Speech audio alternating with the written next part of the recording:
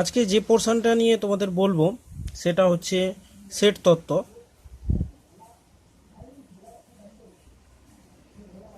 Set তত্ত্ব কী জিনিস তোমাদের সূচিপত্রে দেখতে পাচ্ছ। সেট তত্ত্ব ইউনিট 1-এ সেট তত্ত্ব এখানে দেওয়া আছে। সেট তত্ত্ব সম্বন্ধ চিত্রণ আর ত্রিকোণমিতি পোর্শন, এই দুটো পোর্শনকে মিলে হবে 18 নম্বরের চ্যাপ্টার।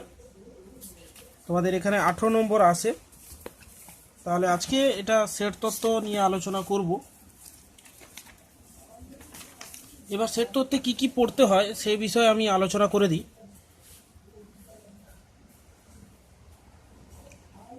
কি কি সেট কাকে বলছে? সেট হচ্ছে সমজাতীয় কিছু কিছু পদগুলোকে নিয়ে যে সংগ্রহ তৈরি করা হয় তাকেই সেট বলা হচ্ছে। কেমন কি, যেরকম একটা উদাহরণ আমরা ইংরেজির অ্যালফাবেটের সেটগুলোকে নিতে পারি, এ বি সি ডি এরকম করে XYZ পর্যন্ত টোটাল 26টা লেটার নিয়ে একটা সেট তৈরি করা হলো। এবার সেটটা কি? সেট হচ্ছে একটা সংগ্রহ। কেমন সেটের কিভাবে প্রকাশ করা হয়? সেটকে সবসময় ক্যাপিটাল লেটার দিয়ে প্রকাশ করা হয়। সেটের স্টার্টিংটা হয় সেকেন্ড ব্র্যাকেট দিয়ে, এন্ডিংটা হবে সেকেন্ড ব্র্যাকেট দিয়ে। তাহলে সেটের প্রকাশ করা হবে সেকেন্ড ব্র্যাকেট দিয়ে। এবার তাকে নামটা দিতে হবে ক্যাপিটাল লেটারে, সবসময় ক্যাপিটাল লেটারের নামটা দিতে হয়, ক্যাপিটাল লেটারের নামটা দিতে হবে। এবার ভেতরে ক্যাপিটাল লেটার স্মল লেটার দুটোই হতে পারে। তাহলে সেট হতে গেলে কি কি জিনিস হতে হয়? প্রথমত সমজাতীয় হতে হবে, সমজাতীয় হতে হবে।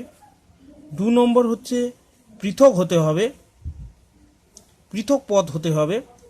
3 নম্বর হচ্ছে ক্রম বিবেচ্য হওয়া চলবে না, ক্রম বিবেচ্য হওয়া চলবে না, বিবেচ্য হবে না। এবার সমজাতীয় কেন বলছি? সমজাতীয় মানে এখানে ইংরেজি অ্যালফাবেটের যদি আমরা সেট ধরি, ইংলিশের অ্যালফাবেটে যদি আমরা সেট ধরি, তাহলে এখানে যেন শুধু ইংলিশের অ্যালফাবেটগুলোই যেন থাকে, অন্যগুলো যেন না থাকে, অন্য পদ বা সংখ্যা বা অ্যালফানিউমেরিক নাম্বার ওগুলো যেন না থাকে। পৃথক কেন হতো? সমজাতীয় তো বোঝা গেল যে একই ক্যাটাগরির সমস্ত হতে হবে, অ্যালফাবেট মানে শুধু অ্যালফাবেট। এবার নাম্বারে যদি বলি তাহলে নাম্বার শুধু থাকবে, এইটাকে বলা হবে সমজাতীয়। পৃথক কখন বলা হবে? পৃথক হতে হবে এ দুবার উপস্থিত হওয়া চলবে না। ধরো একটা সেটের মধ্যে, ধরো এ সেটের মধ্যে যদি এরকম হতো যে এ এরকম সেট আছে, তাহলে তাকে একবার হিসেবেই কাউন্ট করা হবে, মানে দুটো থাকলে একবারই কাউন্ট করা হবে। পৃথক হতে হবে, ক্রম বিবেচ্য হবে না। কারণ কি ক্রম কেন বিবেচ্য হবে না? যে ছোট থেকে বড় আকারে সাজানো চলবে না। ক্রম কথাটার মানে কি? যে ক্রমানুযায়ী সাজানো তোমরা ছোট ক্লাসে করেছো, সেই কথাই এখানে বলা হচ্ছে যে ছোট থেকে বড় বা বড় থেকে ছোট এইভাবে কোনো ক্রম মেনে তাকে সাজানো হবে না। তাহলে তোমরা বুঝতেই পারছো যে সেট তত্ত্বের ক্ষেত্রে এই 3টে জিনিস সেটের মধ্যে মান্য হয়। এছাড়াও সেটের অনেকগুলো উদাহরণ দিয়ে দেওয়া যেতে পারে। যে ক্লাস 10-এর সেট যদি আমরা বলি, ক্লাস 11-এর সেট যদি বলি, স্টুডেন্টদের সেট, তাহলে যে সমস্ত স্টুডেন্টরা আমাদের স্কুলের ক্লাস 11-এ পড়ে, তাদের 100 জন, আমি ধরো 100 জন স্টুডেন্ট আছে, তাদের প্রত্যেকেই 11-এর স্টুডেন্ট হবে। এবার ক্লাস 10-এর স্টুডেন্টও এর মধ্যে আসতে পারবে না, আবার ক্লাস 12-এর স্টুডেন্টও এর মধ্যে আসতে পারবে না, ক্লাস 10ও আসতে পারবে না, 12ও আসতে পারবে না। তাহলে এটাকে বলা হবে সমজাতীয় হতে হবে, মানে তারা ক্লাস 11-এর স্টুডেন্ট যেন হতে হয়। এরপর আমরা আসছি যে সেটের সংজ্ঞার বিষয়ে আমরা জানলাম, কিছুটা হলেও জানলাম। এখানে সংজ্ঞা লিখতে আসে না, কিন্তু জানতে হয়, সেই ব্যাপারে আমরা বললাম।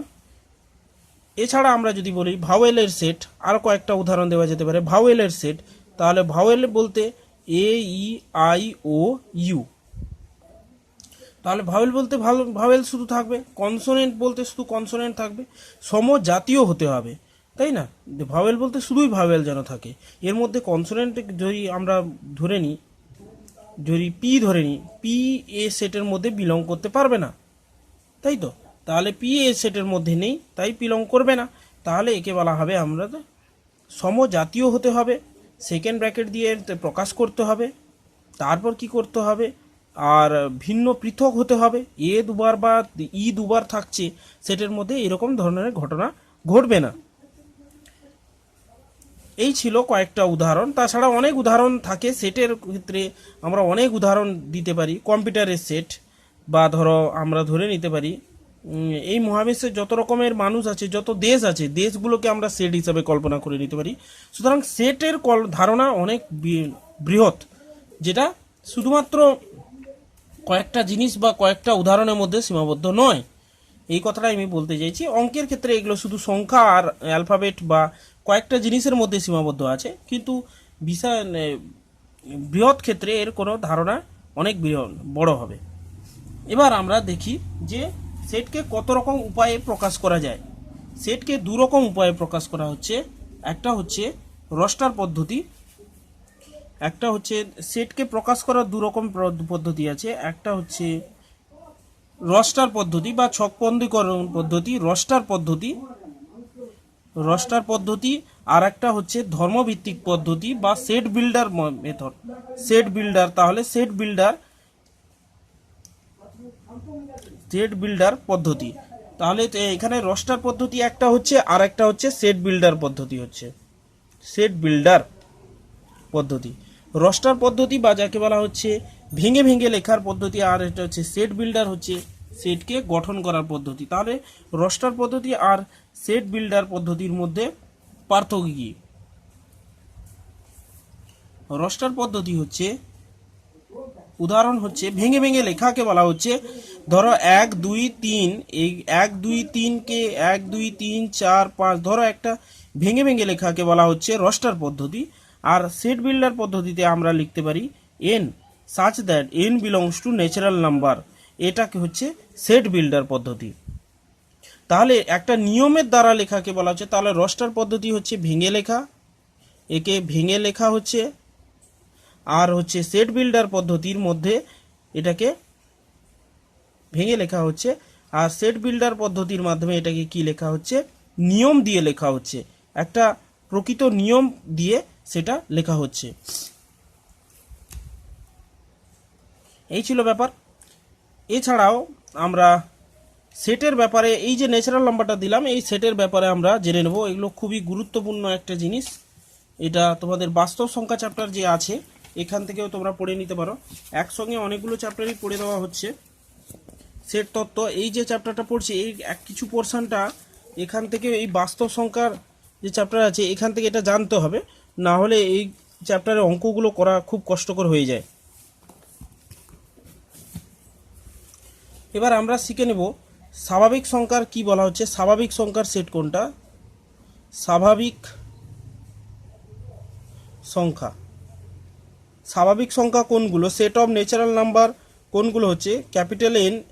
স্বাভাবিক সংখ্যাকে ক্যাপিটাল এন দ্বারা প্রকাশ করা হয়, ন্যাচারাল নাম্বার। তাহলে এটা স্টার্টিং হচ্ছে 1 2 3 4 5, এইভাবে চলতে থাকবে। তাহলে স্বাভাবিক সংখ্যা শুরু হচ্ছে 1 থেকে।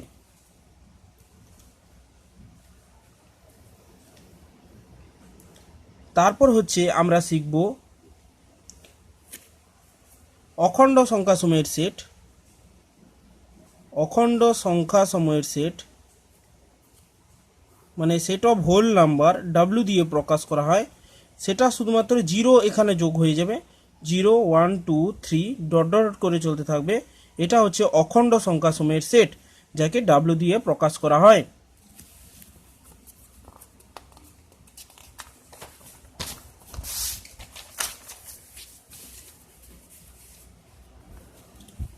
এছাড়াও আছে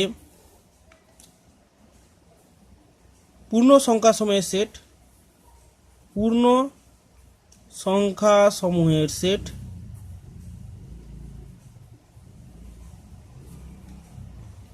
সেটা কিভাবে হয়? সেট অফ জেড, 0 +-1 +-2 +-3 এরকম করে চলতে থাকবে।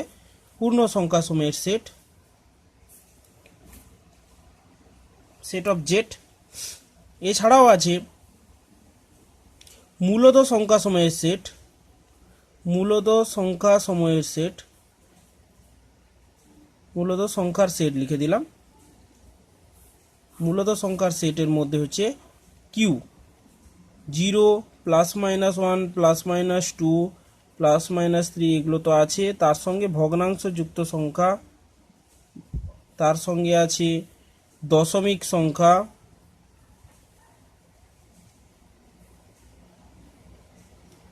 এছাড়াও আছে গিয়ে পৌনঃপৌনিক সংখ্যা। যত টাইপের এই রকম সংখ্যা হয় সবই মূলত সংখ্যার সময়ের সেট। এবার বাস্তব সংখ্যার বাকি সবথেকে বড় হচ্ছে বাস্তব সংখ্যা সময়ের সেট। বাস্তব সংখ্যার সেট, বাস্তব সংখ্যার সেটের মধ্যে হচ্ছে সমস্ত টাইপের সংখ্যাগুলো এখানে থাকবে। 0 +-1 মানে পূর্ণ সংখ্যা টাইপের সংখ্যা, এছাড়াও ভগ্নাংশ টাইপের সংখ্যা, এছাড়াও যত রকমের সংখ্যা হয় আর কি।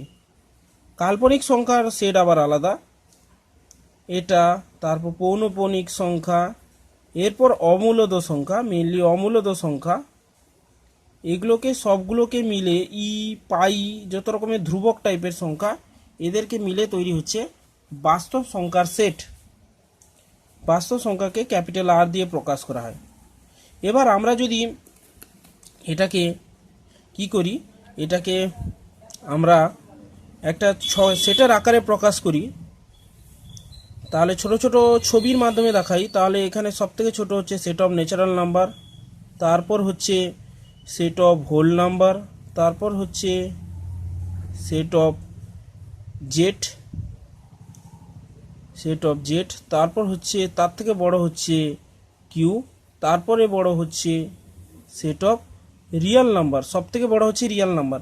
তোমরা একটা জিনিস দেখবে যে অমূলদ সংখ্যার কোনো সেট নেই, অমূলদ সংখ্যার কোনো সেট নেই। কারণ কি, অমূলদ সংখ্যার সেটকে প্রকাশ করে দেওয়া হয় বাস্তব সংখ্যা থেকে।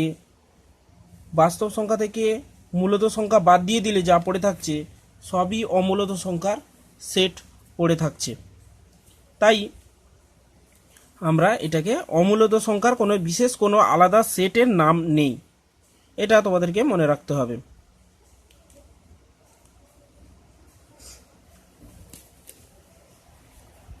এরপর আমরা চলে আসব সেটের বিভিন্ন প্রকার ভেদে বা সেটের বিভিন্ন অপারেশনগুলোতে দেখে নিতে পারি একসঙ্গে। সসীম সেট, অসীম সেট কাকে বলা হয়? সসীম সেট বলা হচ্ছে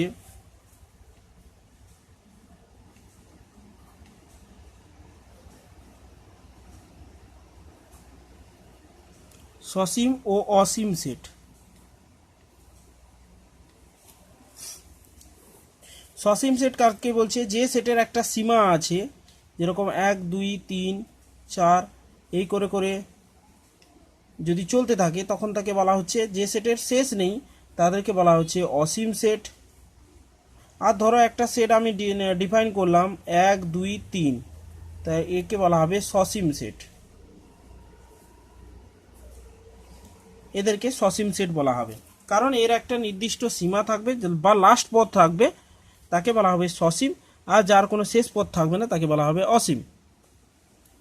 একপদী সেট কাকে বলা হচ্ছে? যে সেটের ক্ষেত্রে নাম থেকেই বুঝতে পারছো যে সেটের একটাই পদ থাকবে তাকে একপদী সেট বলা হবে। তাহলে একপদী সেট হচ্ছে যে সেটের একটাই কেবলমাত্র পদ আছে, বা ধরো এক এরকম সেটকে বলা হবে একপদী সেট। একটাই কেবলমাত্র পদ থাকবে, একপদী সেট বলা হবে। শূন্য সেট, শূন্য সেট কাকে বলা হয়? যে সেটের কেবলমাত্র কোনো পদই নেই, ফাঁকা, তখন তাকে বলা হবে শূন্য সেট। যেরকম আমরা একটা উদাহরণ দিয়ে বলতে পারি যে এক্স এমন একটা ধর্মভিত্তিক পদ্ধতিতে লিখছি যে এক্স এমন একটি সংখ্যা যা extra belongs to natural number, extra natural নাম্বারের মধ্যে আছে, এবং এটা ধর্মভিত্তিক পদ্ধতিতে লিখছি 1 x <2। এবার তোমরা বলো স্বাভাবিক সংখ্যার সেটটা কিভাবে সৃষ্টি হয়? 1 2 3 এরকম করে থাকে। এবার 1 থেকে 2 এর মধ্যে কি কোনো রকমের স্বাভাবিক সংখ্যা থাকে? থাকে না। তাহলে এই সেটটাকে আমরা বলবো শূন্য সেট। এর মধ্যে কোনো 1 থেকে 2 এর মধ্যে কোনো স্বাভাবিক সংখ্যা থাকে না, তাই এটাকে শূন্য সেট বলা হবে। নাল সেট, ভয়েড সেট বিভিন্ন নামে কে বলা হয়। এবার চলে আসছি উপসেট কাকে বলা হয়। উপসেট হচ্ছে, এই ধরো এ সাবসেট অফ বি, তাহলে এ কে বলা হবে উপসেট। একটা বড় সেটের অংশকে বলা হচ্ছে উপসেট। এবার আমরা সবসময় আমরা লিখতাম না লেস দেন ইকুয়ালস টু 2, তার মানে এক্স এর মান 2 এর থেকে ছোট অথবা সমান। তাই এই অর্থে এখানে সেটের ক্ষেত্রে ব্যবহার হয় এ বি সমান হতে পারে অথবা এ বি এর থেকে ছোট হতে পারে, তাই সাবসেট চিহ্নে ইকুয়ালিটি থাকে। এটা তোমাদেরকে মনে রাখতে হবে। যেরকম একটা বি সেট আমি যদি একটা ধরে নিই 1 2 3 4,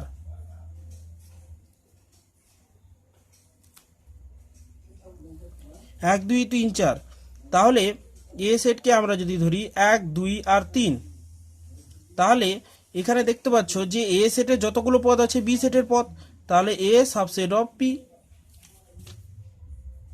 তাহলে এই হচ্ছে সাবসেট কনসেপ্ট। এবার সমান সেট কাকে বলা হবে। সমান সেট হচ্ছে যদি দুটো সেটের পদগুলো একই হয়ে যায়, সমান সেট এদের বলা হবে। ধরো এখানে 1 2 3 পদ আছে, বি সেটে আছে 2 3 1, তাহলে এ আর বি সমান। পদগুলো এলোমেলো থাকুক তাতে অসুবিধা নেই, ক্রম বিবেচনা আমি ফার্স্টেই বলেছি, তাহলে দুটো সেটকে সমান ধরা হচ্ছে।